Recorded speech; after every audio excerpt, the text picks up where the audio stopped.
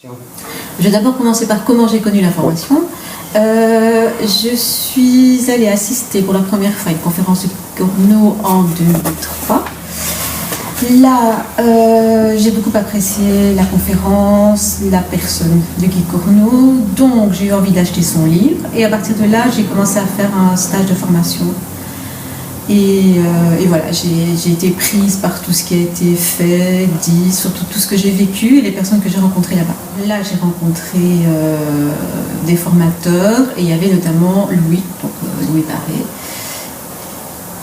dont j'étais la patiente, qui m'a beaucoup aidée, beaucoup appris sur moi, qui m'a fait comprendre des choses que j'avais jamais vraiment comprises avant, qui étaient fondamentales. Et alors là, il m'a parlé de la formation qu'il donnait depuis, je sais pas, 1 an, 2 ans, je sais pas exactement. Il m'a demandé si ça m'intéresserait. Donc au départ, je me suis dit, mais non, pas moi, je suis pas thérapeute, c'est pas du tout mon boulot.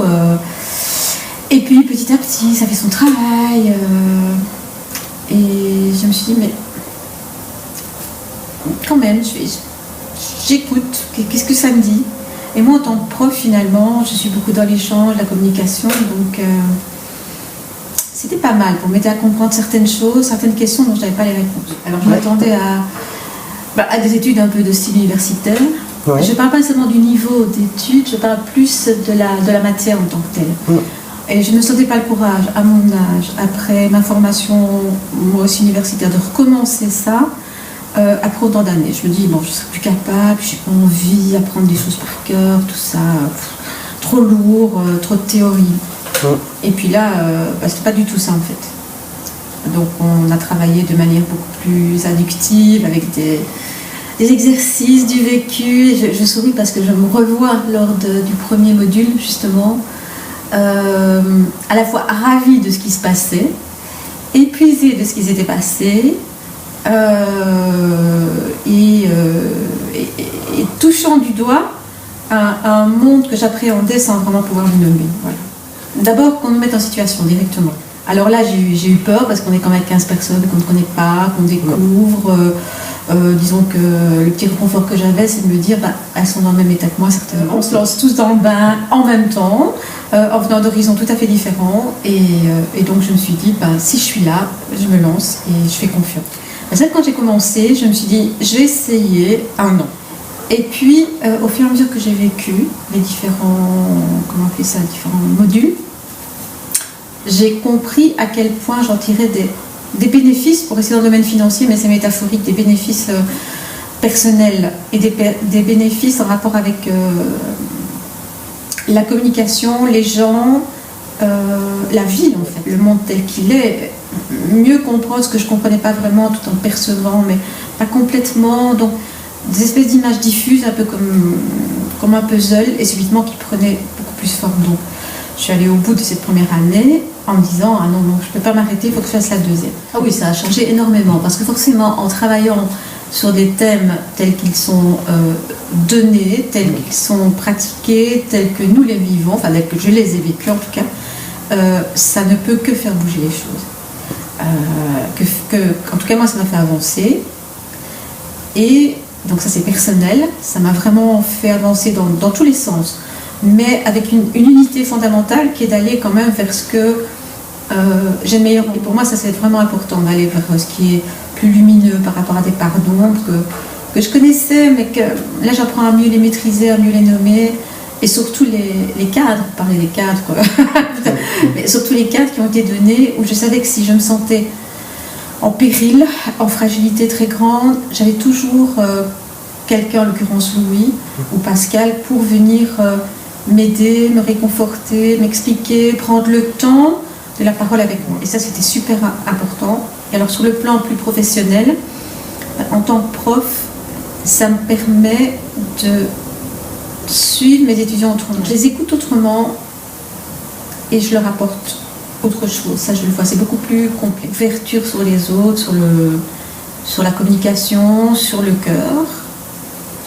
Et je crois que je dirais cœur, oui. Je dirais cœur aussi. Cœur et lumière, oui. À n'importe quel âge d'ailleurs, parce que je me disais à mon âge, j'ai quand même vécu beaucoup de choses, j'ai compris beaucoup de choses.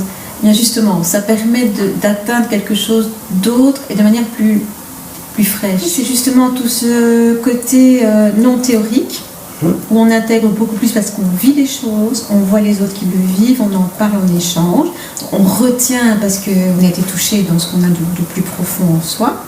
Donc ça, j'aime beaucoup. Sur le plan théorique, de toute façon, on a un syllabus qui est une base, je dirais un squelette. La chair, elle est mise dessus par les cours pratiques qu'on fait, par les échanges qu'on peut avoir. Et je dirais, si on a envie d'en faire plus, on peut toujours aller voir dans la bibliographie. Il y a des tas de pistes qu'on peut explorer concernant les symboles, concernant les rêves, des choses plus théoriques sur certaines pathologies, des choses comme ça. Donc ça, je dirais non, je crois que c'est vraiment très bien comme c'est fait. Je dirais qu'on est 15 personnes, mais c'est très bien.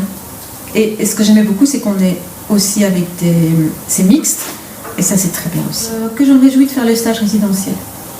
De 4-5 jours. Je me réjouis de voir comment on va pouvoir vivre ça. Parce qu'on a l'impression qu'on va parfois, chaque fois, tellement loin, et puis l'autre fois encore plus loin, puis encore plus loin. Je me demande quand ça va s'arrêter, jusqu'où ça va pouvoir aller. Donc là, je me pose des vraies questions en disant, bon, je connais déjà beaucoup, j'ai compris, j'ai vécu, et il me reste encore tout ça à vivre. Wow. Et ce qui est très gai aussi, je trouve, ce sont même les pauses. Ouais. Les pauses où on peut se relâcher un peu. Alors que ce soit comme deux participants ont fait pieds nus dans la neige pour aller se défouler, ou raconter des blagues stupides parce qu'on a besoin de se retrouver dans une forme de légèreté, presque de bêtises juvéniles, ça fait du bien. On se lâche. Nous, ça va de 20, 21, 22 plus à 70 pratiquement, avec des hommes et des femmes de tous les âges, d'horizons quand même fort différents, mais avec des intérêts communs, un intérêt commun qui est celui-là évidemment. Mais ça, c'est d'une richesse vraiment extraordinaire. Ça, j'aime beaucoup. Je dirais même que s'il n'y avait pas ça, ce serait pour moi moins riche, moins dense dans tous les sens. Ayez confiance ayez confiance dans vos formateurs, faites-vous confiance, laissez-vous ouvrir, porter. Voilà. Merci à vous. Merci beaucoup.